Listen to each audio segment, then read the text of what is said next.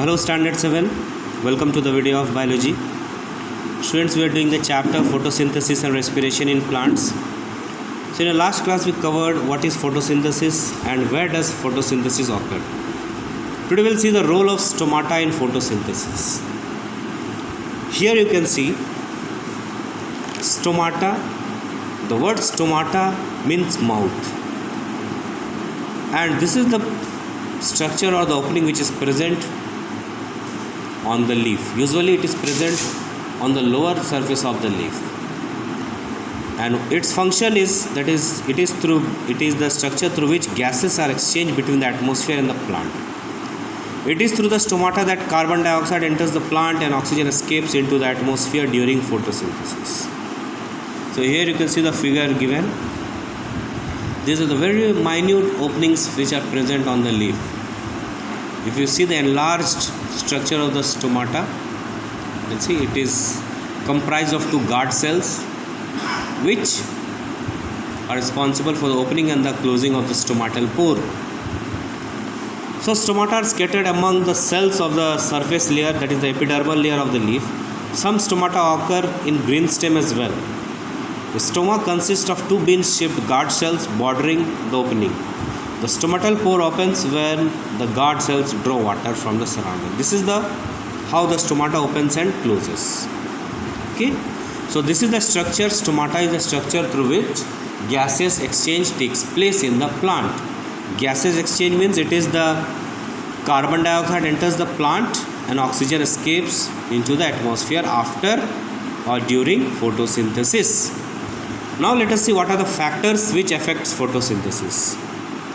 Some of the factors that affect photosynthesis are light, chlorophyll, carbon dioxide and water. So these are the three factors which affect photosynthesis: light, chlorophyll and carbon dioxide and water. So if out of these four, if any one or two are missing, then photosynthesis will not occur, and all need to be in optimum condition. That is, a minimum required condition is necessary in which the photosynthesis will occur. Now suppose if there is more light, then also the plants fail to perform photosynthesis. If chlorophyll is absent, then also photosynthesis does not occur. That light one which I said, that is, it is all usually occurs during the daytime. Okay, and carbon dioxide is almost every time present in the nature, and water. So here are some activities which are given. Let us see those activities. First activity is oxygen is formed during photosynthesis. Here this activity is taken. A beaker is taken, okay, and a inverted funnel is taken. And above the inverted funnel one test tube is placed. In that inverted funnel a water plant is taken, that is called hydrilla.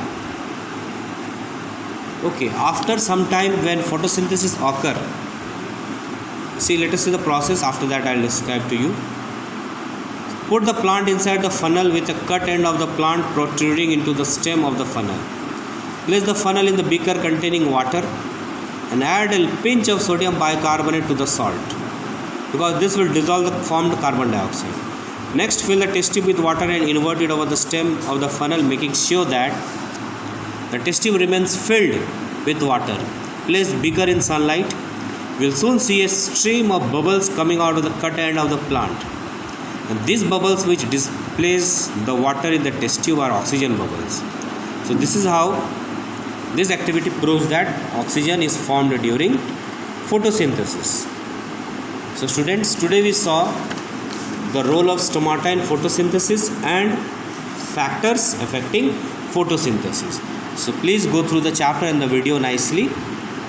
So till then, take care and have a good day. Thank you.